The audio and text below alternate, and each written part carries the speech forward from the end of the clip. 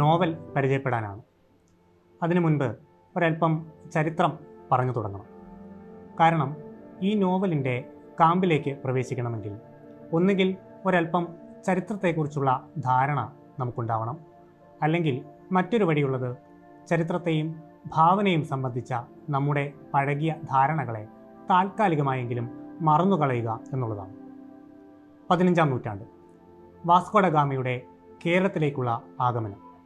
കേരളത്തിന് നൂറ്റാണ്ടുകൾക്ക് മുൻപേ തന്നെ വിദേശ രാജ്യങ്ങളുമായി കച്ചവട ബന്ധം ഉണ്ടായിരുന്നെങ്കിലും ഒരു വൈദേശിക ശക്തിയുടെ കീഴിലേക്ക് കേരളം എത്തുന്നത് ഗാമയുടെ വരവോടെയാണ്. അങ്ങനെ 2-3 നൂറ്റാണ്ടുകളോളം പോർച്ചുഗലിൻ്റെ കീഴിൽ കേരളം ജീവിച്ചു. പോർച്ചുഗീസുകാർ എല്ലാ സുഖസൗകര്യങ്ങളോടും കൂടെ കേരളത്തിൻ്റെ സമ്പത്ത് ഉപയോഗിച്ചുകൊണ്ട് ഇവിടെ ജീവിച്ചു പോകുന്നു. തങ്ങളുടെ കേരളത്തിലെ സുഖകരമായ ജീവിതത്തെ സഹായിക്കുന്നതിന് വേണ്ടി അന്ന് അവർ ആഫ്രിക്കയിൽ നിന്നുള്ള കുറേ കറുത്തവർഗക്കാരെ, കാപ്പിരികളെ ഒപ്പം കൂട്ടിയിരുന്നു. കേരളത്തിലെ പോർച്ചുഗീസുകാരുടെ ആധിപത്യം അവസാനിക്കുന്നത് ഡച്ചുകാരുടെ അല്ലെങ്കിൽ ലന്തക്കാരുടെ വരവോടെയാണ്. ഡച്ചുകാരുമായുള്ള യുദ്ധത്തിൽ പോർച്ചുഗീസുകാർ ദയനീയമായി പരാജയപ്പെടുന്നു.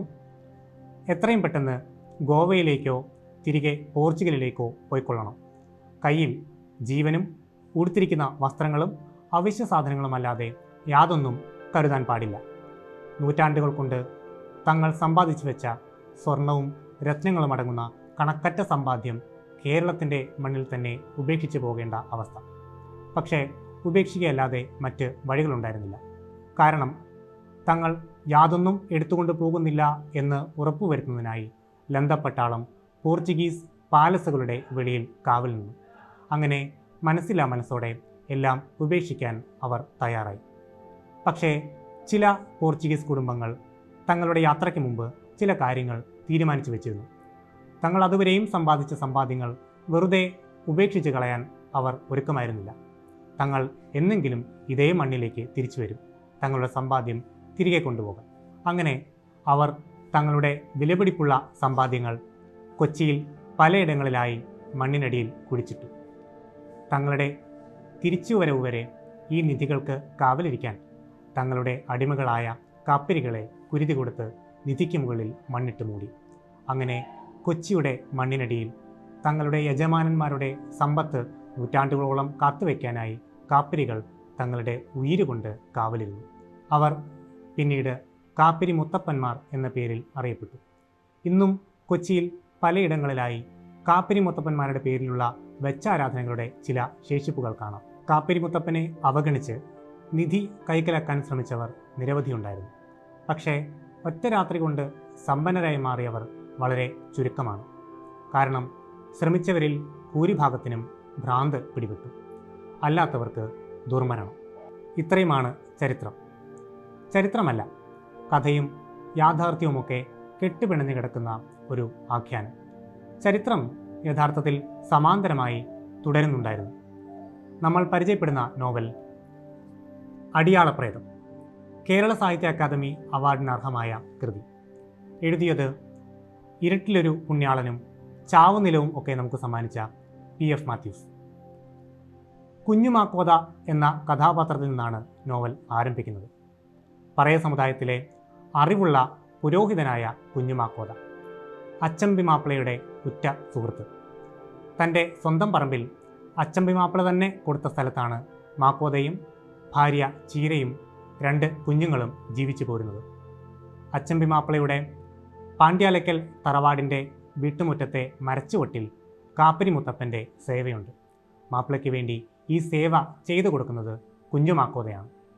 തൻ്റെ യജമാനനായ അച്ചമ്പിക്ക് വേണ്ടി ജീവൻ കൊടുക്കാൻ പോലും കുഞ്ഞുമാക്കോത തയ്യാറാണ്.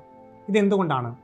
തൻ്റെ യജമാനനുമായി ഈ അടിയാളനുള്ള ഈ ആത്മബന്ധത്തിൻ്റെ പൊരുൾ എന്താണ്? ഈ പൊരുൾ പല അധ്യായങ്ങളിലൂടെ മനോഹരമായി നോവലിസ്റ്റ് വരച്ചു ചേർക്കുന്നുണ്ട്. താൻ ഏറെ സ്നേഹിക്കുകയും ബഹുമാനിക്കുകയും ചെയ്യുന്ന തൻ്റെ ഭർത്താവ് കാപ്പിരി സേവ ചെയ്യുന്നതിൽ ചീരയ്ക്ക് അതിയായ എതിർപ്പുണ്ടായിരുന്നു. പക്ഷേ ചീരയുടെ എതിർപ്പ് എങ്ങും എത്തുന്നില്ല. ഒടുവിൽ അച്ചമ്പി മാപ്പിളയ്ക്കായി ഒരിക്കൽ കൂടി അവസാനമായി കാപ്പിരി സേവ ചെയ്യാൻ കുഞ്ഞുമാക്കോത തയ്യാറാവുന്നു. മാപ്പിള തങ്ങളുടെ കുടുംബത്തിനു വേണ്ടി വാങ്ങി നൽകിയ കാഞ്ഞിരപ്പള്ളിയിലെ സ്ഥലത്തേക്ക് തൻ്റെ ഭാര്യയെയും മക്കളെയും യാത്രയാക്കിയ ശേഷം മരച്ചുവട്ടിലേക്ക് കാപ്പിരി സേവയ്ക്കായി നടന്നു നീങ്ങുന്ന കുഞ്ഞുമാക്കോത്ത്. പക്ഷേ അന്ന് രാത്രിയിൽ ചരിത്രത്തിൽ നിന്ന് കുറേ മനുഷ്യർ ഊരും പേരുമില്ലാതെ മാഞ്ഞു പോകുന്ന കാഴ്ചയാണ് ഉണ്ടായത്. അവർ എങ്ങോട്ടേക്കാണ് പോയത്? കാലങ്ങൾ കഴിഞ്ഞു. സ്ഥലത്ത് പുതിയ SI ആയി ചാർജ് എടുക്കുന്ന ഉണ്ണിച്ചക്കൻ. ചാർജ് എടുക്കുന്ന അന്നു തന്നെ സ്ഥലത്ത് ഒരു മരണം സംഭവിക്കുന്നു. ഒട്ടും താമസിയാതെ ആ മരണത്തിൻ്റെ അന്വേഷണത്തിലേക്ക് SI കടന്നു. അന്വേഷണം മുൻപോട്ട് പോകുമ്പോൾ സ്ഥലത്ത് പല കാലങ്ങളിലായി നടന്നിട്ടുള്ള തിരോധാനങ്ങളും മരണങ്ങളും ഉണ്ണിച്ചക്കൻ കണ്ടെത്തുന്നു. ഇവയൊക്കെ കൂട്ടിയിണക്കാൻ പാകത്തിൽ ഒരു നിർണായകമായ തെളിവ് കൂടി അദ്ദേഹം കണ്ടുപിടിച്ചു: തലയില്ലാത്ത ഒരു അസ്ഥികൂടം. എന്നാൽ ഈ കണ്ടുപിടുത്തത്തിന് ശേഷം ഉണ്ണിച്ചക്കനെയും ആരും കാണുന്നില്ല. പോലീസ് റെക്കോർഡുകൾ പരതുമ്പോൾ ഉണ്ണിച്ചക്കൻ എന്ന പേരിൽ ഒരു SI ഇല്ല. CI ബെഞ്ചമിൻ അന്വേഷണം ഏറ്റെടുക്കുന്നു. തൻ്റെ കീഴിൽ SI എന്ന പേരിൽ ഊരും പേരും അറിയാത്ത ഒരാൾ ചാർജ് എടുക്കുകയും അന്വേഷണം മുന്നോട്ട് കൊണ്ടുപോയി നിർണായകമായ വഴിത്തിരിവുണ്ടാക്കുകയും ശേഷം മറഞ്ഞു പോവുകയും ചെയ്തു എന്നത് തൻ്റെ ഔദ്യോഗികമായ കൃത്യത്തിലെ വീഴ്ചയാണ് എന്ന് ബെഞ്ചമിൻ മനസ്സിലാക്കുന്നു. ഉണ്ണിച്ചക്കൻ പോയ അതേ വഴിയിലൂടെ സഞ്ചരിക്കുകയും ഉണ്ണിച്ചക്കൻ കണ്ടുമുട്ടിയ അതേ വ്യക്തികളുമായി സംസാരിക്കുകയും ചെയ്യുന്ന ബെഞ്ചമിൻ എന്താവാം കണ്ടുപിടിച്ചിട്ടുണ്ടാവുക?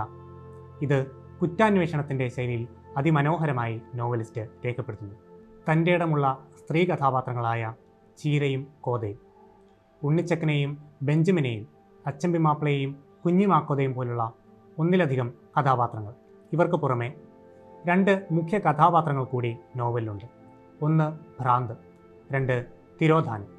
സേവിയും കുഞ്ഞിട്ടിയും കറുപ്പനുമൊക്കെ ഭ്രാന്തിൻ്റെ ഇരകളായി മാറുന്നു. കേസുമായി ഏതെങ്കിലും തരത്തിൽ ബന്ധമുള്ള പലരും എങ്ങോട്ടെന്നില്ലാതെ അപ്രത്യക്ഷമാവുകയും ചെയ്യുന്നു. ഭ്രാന്തും തിരോധാനവും ഏതൊക്കെ വിധത്തിലാണ് പ്രതിരോധ മാർഗങ്ങളാകുന്നത് എന്ന കാഴ്ച അതിമനോഹരമായി നോവലിസ്റ്റ് ഈ നോവലിൽ വരച്ചിടുന്നുണ്ട്. ഭാവനാമുക്തമായ ചരിത്രം എന്നൊന്നില്ല, ചരിത്രരഹിതമായ ഭാവനയും ഇല്ല. ശുദ്ധമായ ചരിത്രം അല്ലെങ്കിൽ ശുദ്ധമായ ഭാവന തേടിപ്പോകുന്നവർക്ക് ഈ നോവൽ അത്ര സുഗമമായി വഴങ്ങിക്കൊള്ളണമെന്നുമില്ല. ഭാവനയും ചരിത്രവും ഇടകലർന്നാണ് ഒഴുകുന്നത്. ഈ ബോധ്യത്തിലേക്ക് നമ്മളെ എത്തിക്കാൻ ഒരു എഞ്ചുപടി പരുവത്തിൽ വായിക്കാവുന്ന ഒരു മനോഹരമായ അധ്യായം ഈ നോവലിലുണ്ട്. നോവൽ അവസാനത്തോടടുക്കുമ്പോൾ കറുമ്പൻ എന്ന കഥാപാത്രം കാണുന്ന സ്വപ്നമാണ് ആ അധ്യായം. അധ്യായത്തിൻ്റെ പേര് യുദ്ധം എന്നാണ്. കൊച്ചിയിൽ ഫ്രാൻസിസ് പുണ്യാളൻ്റെ പേരിലുള്ള പള്ളിയുടെ മൈതാനത്ത് യുദ്ധത്തിനായി അണിനിരക്കുന്ന 2 ഗണം. ഒരു വശത്ത് പുലയരും പറയരും വാലരും അഞ്ഞൂറ്റിക്കാരും കാപ്പിരികളും അടങ്ങുന്ന ഗണം. മറുവശത്ത് സായിപ്പന്മാരും സായിപ്പിൻ്റെ പട്ടാളവും നല്ല നാടൻ പട്ടാളവും അടങ്ങുന്ന ഒരു ഗണം. ഇവർ തമ്മിലുള്ള യുദ്ധമാണ് അരങ്ങേറാൻ പോകുന്നത്. ഇതേസമയം മൈതാനത്തിൻ്റെ സമീപത്തുള്ള ഒരു ബംഗ്ലാവിൽ ഭാവിയിൽ വരാനിരിക്കുന്ന വില്ലിംഗ്ടൺ ഐലൻഡിൻ്റെ മാപ്പ് വരച്ചുകൊണ്ടിരിക്കുന്ന വില്ലിംഗ്ടൺ പ്രഭു. മറ്റൊരു ദിക്കിൽ മത്തയൂസ് പാതിരിയെയും ഇട്ടി അച്യുതനെയും ആപ്പു ഭട്ട്, രംഗഭട്ട്, വിനായക ഭട്ട് എന്നീ കൊങ്ങിണികളെയും ചേർത്തുകൊണ്ട് കേരളത്തിൻ്റെ സസ്യസമ്പത്ത് രേഖപ്പെടുത്താൻ ശ്രമിക്കുന്ന ഗവർണർ വാൻ റീഡ്. ഇങ്ങനെ പല കാലങ്ങളിലായി സംഭവിച്ച ചരിത്ര സംഭവങ്ങളെ തൻ്റെ ഭാവനയിലൂടെ, തൻ്റെ സ്വപ്നത്തിലൂടെ ഒരു പള്ളി മൈതാനത്തിലേക്ക് കൊണ്ടുവരികയാണ് കറുപ്പൻ. യുദ്ധമാണ് ഈ അധ്യായത്തിലെ പ്രധാന പ്രമേയം. പലതരം ഘടകങ്ങൾ ഈ യുദ്ധത്തിലേക്ക് അണിനിരക്കുന്നു. 15-ാം നൂറ്റാണ്ട് മുതൽ 20-ാം നൂറ്റാണ്ട് വരെ, ഗാമയുടെ കാലം മുതൽ സ്വാതന്ത്ര്യാനന്തര ഇന്ത്യ വരെ, കാപ്പിരി മുതൽ കുഞ്ഞിമാക്കോത്ത് വരെ ഇവരെല്ലാവരും ആ യുദ്ധഭൂമിയിലേക്ക് കടന്നു വരുന്നു. ഇത്രയും കാലത്തിനിടയ്ക്ക് എന്താണ് മാറിയത്? അധിനിവേശ ശക്തികൾ മാറി, ഭരണകൂടവും ഭരണകൂട വ്യവസ്ഥ തന്നെയും മാറി. പക്ഷേ മാറാതെ തുടർന്നു പോന്നിരുന്നത് ചിലതുണ്ടായിരുന്നു. അത് അടിയാളരുടെ വേദനയുടെ ചരിത്രമായിരുന്നു. ചരിത്രമെന്നല്ല, ചരിത്രമില്ലായ്മ എന്ന് വേണം അതിനെ വിശേഷിപ്പിക്കാൻ. യഥാർത്ഥത്തിൽ ഈ അധ്യായത്തിൽ നോവലിസ്റ്റ് വരച്ചിടുന്ന യുദ്ധം ചരിത്രവും ചരിത്രമില്ലായ്മയും തമ്മിലുള്ളതാണ്. കാരണം പാഠപുസ്തകങ്ങളിലടക്കം നമ്മൾ പരിചയപ്പെട്ടു പോരുന്ന ചരിത്രം കീഴടക്കിയവരുടെ ചരിത്രമാണ്. കീഴടങ്ങാൻ വിധിക്കപ്പെട്ടവരുടെ ചരിത്രമോ അത് ചരിത്രമെന്ന ആഖ്യാനത്തിൻ്റെ പുറംപോക്കുകളിൽ അരികുപറ്റി ജീവിച്ചു പോന്നിരുന്നു. അതുകൊണ്ടാണ് അനേക വംശത്തിൻ്റെ ചരിത്രങ്ങൾ കണ്ടെടുക്കാമെങ്കിലും എൻ്റെ വംശത്തെക്കുറിച്ച് ഒരക്ഷരവും കാണുന്നില്ല എന്ന് പൊയ്കയിൽ അപ്പച്ചൻ രേഖപ്പെടുത്തിയത് എന്ന് ഈ നോവലിന് എഴുതിയ അവതാരികയിൽ നോവലിസ്റ്റായ എസ് ഹരീഷ് പറയുന്നുണ്ട്. എസ് ഹരീഷിൻ്റെ അവതാരിക ഒരു വിശദമായ പഠനത്തിൻ്റെ തന്നെ സ്വഭാവമുള്ളതാണ്. നോവലിലേക്ക് പ്രവേശിക്കാൻ ഇതിലും മികച്ച ഒരു പ്രവേശകം കിട്ടിയെന്ന് വരില്ല. ഈ നോവൽ വായിച്ച പുറകെ അവതാരിക എഴുതാനുള്ള അനുവാദം നോവലിസ്റ്റിൽ നിന്ന് പിടിച്ചു മേടിച്ച എസ് ഹരീഷിനോട് വായനാ സമൂഹം എന്നും കടപ്പെട്ടിരിക്കും. കുഞ്ഞുമാക്കോതയ്ക്ക് എന്താണ് സംഭവിച്ചത്? ഉണ്ണിച്ചക്കൻ എങ്ങോട്ടേക്കാണ് കടന്നു കളഞ്ഞത്? ബെഞ്ചമിൻ എന്താണ് കണ്ടെത്തിയത്? ഇതൊക്കെ അറിയാൻ നോവലിലേക്ക് സ്വാഗതം. കാരണം ഒരു ചരിത്ര പുസ്തകം വായിക്കുന്ന ഗൗരവത്തോടെയും അതേസമയം ഒരു കുറ്റാന്വേഷണ നോവൽ വായിക്കുന്ന ഉദ്വേഗത്തോടെയും കയ്യിലെടുക്കാവുന്ന നോവലാണ് അടിയാളപ്രേതം. തൻ്റെ ജീവിതത്തിൻ്റെ അവസാന നിമിഷങ്ങളിൽ ഒരു സ്വപ്നത്തിലൂടെയെങ്കിലും അടിയാളർ ജയിച്ചു കാണാൻ കറുപ്പൻ ആഗ്രഹിച്ചത് എന്തുകൊണ്ടായിരിക്കാം? കാരണം ഭ്രാന്തും സ്വപ്നവും ചരിത്രത്തോട് കലഹിക്കാൻ ചരിത്രമില്ലാത്തവർക്കുള്ള ഒരു ഉപാധിയാണ് എന്ന് നോവലിസ്റ്റ് പറഞ്ഞു വെക്കുകയാണ് ഈയൊരു അധ്യായത്തിലൂടെ. കാപ്പിരി മുത്തപ്പൻ്റെ സമാന പ്രമേയം കൈകാര്യം ചെയ്യുന്ന ഒന്നിലേറെ ചെറുകഥകളും നോവലുകളും മലയാളത്തിലുണ്ടായിട്ടുണ്ട്. പൂഞ്ഞിക്കര റാഫിയുടെ ഓരാ പ്രോ നോബിസ് എന്ന നോവൽ എടുത്തു പറയേണ്ടതാണ്. ഇതേപോലെ കുരുതി കഴിക്കപ്പെടുന്ന ആദ്യത്തെ ഒരു കാപ്പിരിയും കാപ്പിരിയുടെ മൂന്നാമത്തെയും അഞ്ചാമത്തെയും തലമുറയും അതിലെ മനുഷ്യരും ഒക്കെ ഇടപെടുന്ന ഒരു നോവലാണ് ഓരാ പ്രോ നോബിസ്.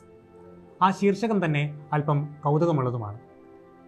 പരിശുദ്ധ ദൈവമാതാവിൻ്റെ ജപമാലയിലെ ലുത്തീനയുടെ അനുപല്ലവിയായിട്ടുള്ള ഞങ്ങൾക്ക് വേണ്ടി അപേക്ഷിക്കണമേ എന്നതിൻ്റെ ലത്തീൻ രൂപമാണ് ഓരാ പ്രോ നോബിസ്. കുരുതി കഴിക്കപ്പെടുന്നതിന് തൊട്ട് മുൻപ് അവസാനമായി കാപ്പിരി ഉച്ചരിച്ച പ്രാർത്ഥനാവാചകമായിരുന്നു അത്. റാഫിയുടെ നോവൽ അത്ര കണ്ട് സംഭവബഹുലമായി മുന്നോട്ട് നീങ്ങുന്ന ഒന്നല്ല. പക്ഷേ ഒരു മുൻമാതൃക എന്ന നിലയിൽ നമ്മൾ ഒരിക്കലും അവഗണിക്കരുതാത്ത ഒരു നോവൽ കൂടിയാണ് അത്. ഇതേ ഗണത്തിലുണ്ടായിട്ടുള്ള മറ്റ് കഥകളെയും നോവലുകളെയും വെച്ച് നോക്കുമ്പോൾ എന്തുകൊണ്ടും നോവലീയത കൊണ്ടും ഘടന കൊണ്ടും മുന്നിൽ നിൽക്കുന്ന നോവലാണ് PF മാത്യൂസിൻ്റെ അടിയാളപ്രേതം. നോവലിൻ്റെ മുൻനുരയിൽ നോവലിസ്റ്റ് പറഞ്ഞവസാനിപ്പിക്കുന്നത് ഇങ്ങനെയാണ്: വായനക്കാർക്കൊപ്പം തിരക്കേറിയ ഒരു റോഡിൻ്റെ വശത്ത് റോഡ് മുറിച്ചു കടക്കാനായി സീബ്ര ക്രോസിങ്ങിൽ നിൽക്കുകയാണ് നോവലിസ്റ്റ്. ഒപ്പം മുറിച്ചു കടക്കാൻ വായനക്കാർക്കും സ്വാഗതം.